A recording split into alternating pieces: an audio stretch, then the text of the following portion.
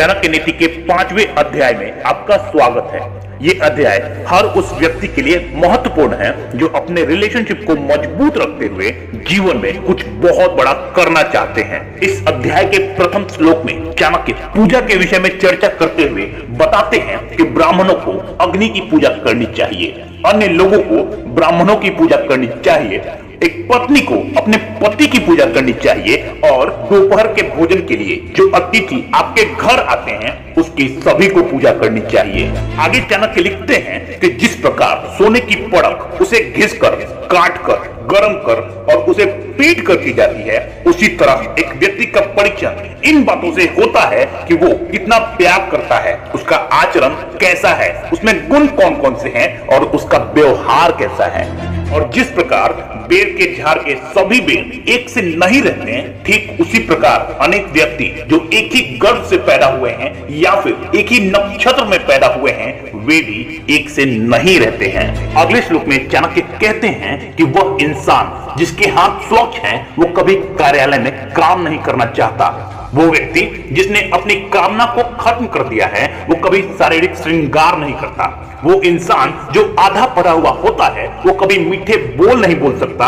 और जो व्यक्ति सीधी बात करता है, वो कभी धोखा नहीं दे सकता। जो लोग मूर्ख होते हैं, वो बुद्धिमानों से ईर्ष्या करते हैं।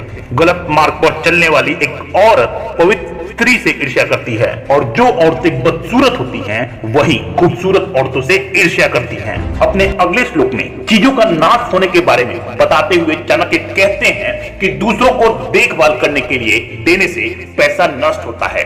गलत ढंग से बुआई करने पर किसान का बीज नष्ट हो जाता है। खाली बैठने से अभ्यास का नाश होता है और यदि किसी राज्य में सेनापति नहीं है तो सेना का नाश हो जाता है।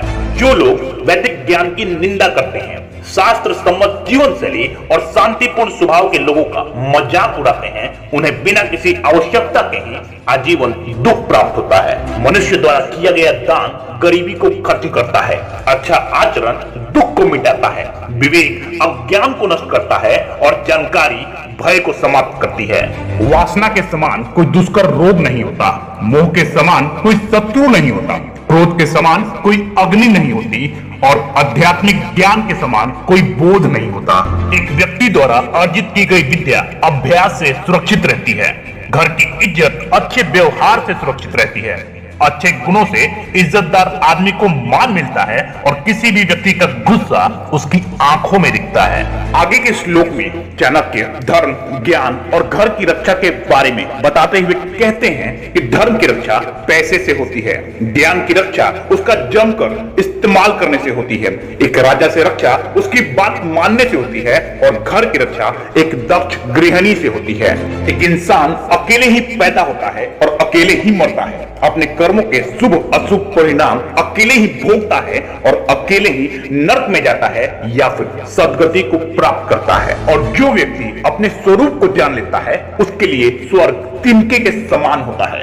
एक पराक्रमी योद्धा के लिए उसका जीवन तुच्छ होता है। जो व्यक्ति अपनी कामना को जीत लेता है, उसके लिए स्त्री भोग का विषय नहीं होती और जिसके मन में कोई आसक्ति नहीं होती, उसके लिए पूरा ब्रह्मांड ही तुच्छ होता है। जिस प्रकार समुद्र में होने वाली वर्षा व्यर्थ होती है, जिस व्यक्ति का पेट भरा हुआ है उसके लिए अन्न व्यर्थ होता है और दिन के समय जलता हुआ दिया व्यर्थ होता है, ठीक उसी प्रकार किसी पैसे वाले आदमी के लिए भेंट की गई वस्तु का कोई अर्थ नहीं होता।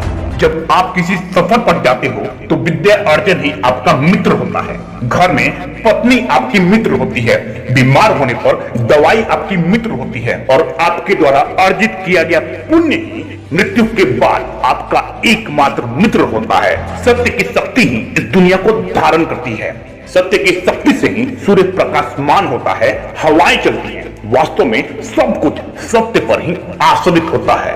वर्षा के जल के समान कोई जल नहीं होता, खुद की शक्ति के समान कोई शक्ति नहीं होती, नेत्र की ज्योति के समान कोई प्रकाश नहीं होता और अन्न से बढ़कर कोई संपत्ति नहीं होती। फिर भी एक निर्धन को हमेशा धन की कामना होती है, पशु को वाणी की कामना होती है, लोगों को स्वर्ग की कामना होती है और देव लोगों को मुक्ति की कामना होती है।